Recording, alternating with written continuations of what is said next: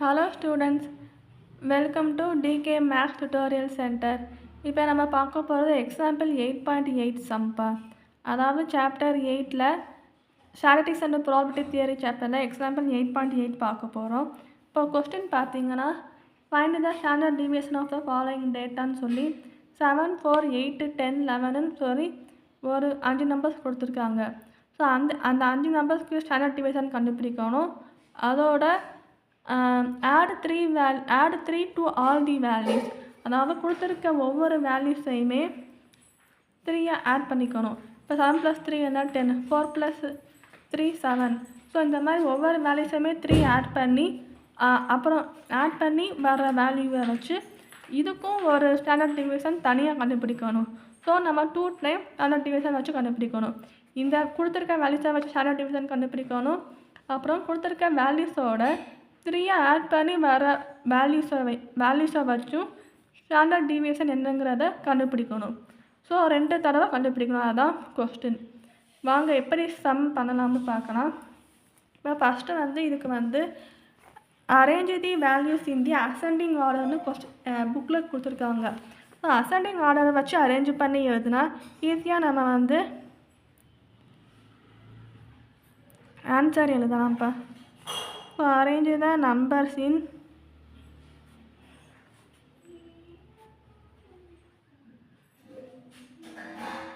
ascending order போட்டு 4, 7, 8, 10, 11. So அந்த 5 numbers எழுதிட்டோம்.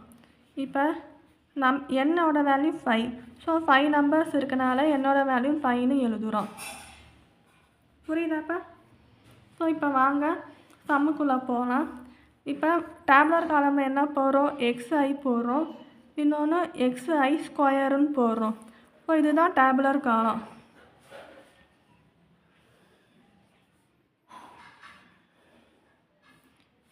இந்த டேப்லர் காலம் 2 டேப்லர் காலம் தான்.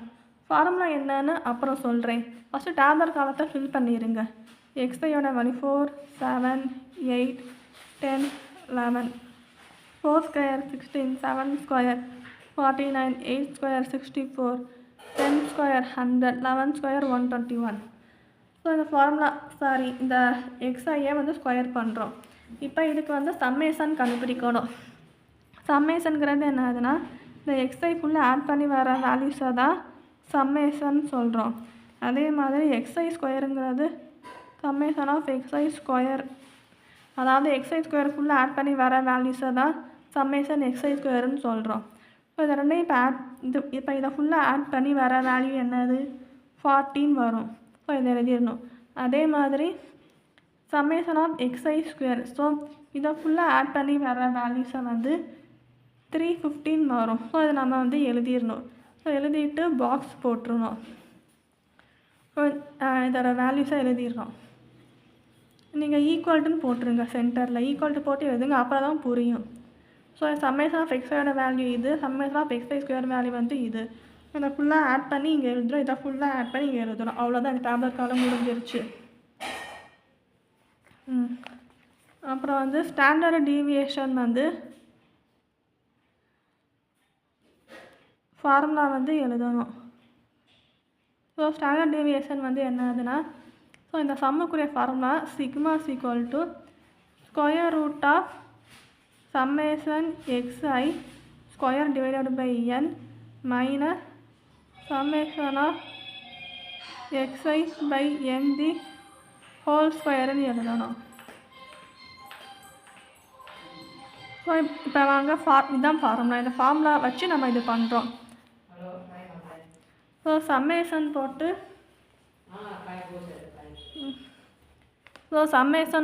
xi²ங்கிறது summation xi² summation xi² value 350. So 350 divided போட்டு என்னோட வேல்யூ என்னது 5.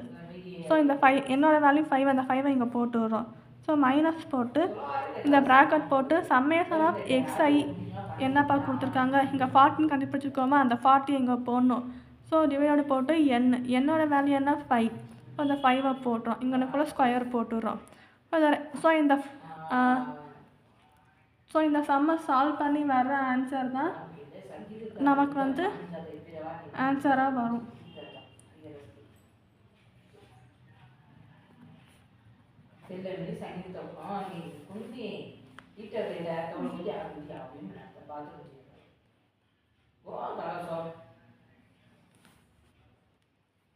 இப்போ ஸ்கொயர் ரூட்டுங்கிறது என்னதுன்னா 2.65 சாரி ஸ்கொயர் ரூட் ஆஃப் 6ன்னு போடுறோம். ஸோ ஸ்கொயர் ரூட் ஆஃப் 6ங்கிறது 2.45ன்னு வரும். ஸோ 50 - 64 -6 -6னாலும் +6னாலும் ரெண்டுமே ஸ்கொயர் ரூட்டுக்குள்ளே போனால் மைனஸ், அதாவது 50 - 64ன்னு வருதுப்பா.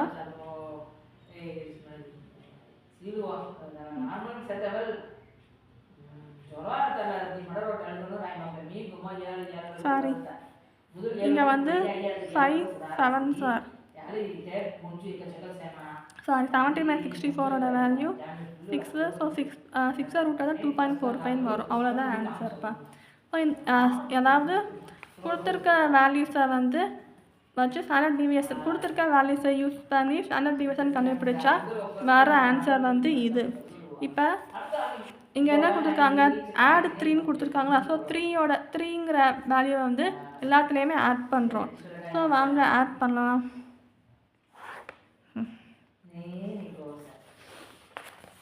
ஸோ வேல்யூஸை ஆட் பண்ணுவோம்.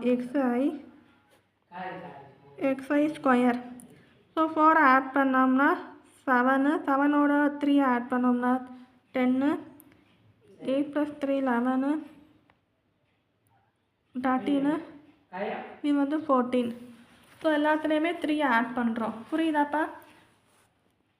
7ஓட 3 ஆட் பண்ணால் சாரி இதை பாருங்கள், 4ஓட 3 ஆட் பண்ணால் 7, 7ஓட 3 ஆட் பண்ணால் 10, 8ஓட 3 ஆட் பண்ணால் 11, 10ஓட 3 ஆட் பண்ணால் 13, 11ஓட 3 ஆட் பண்ணால் 14. ஸோ இந்த மாதிரி வரும்.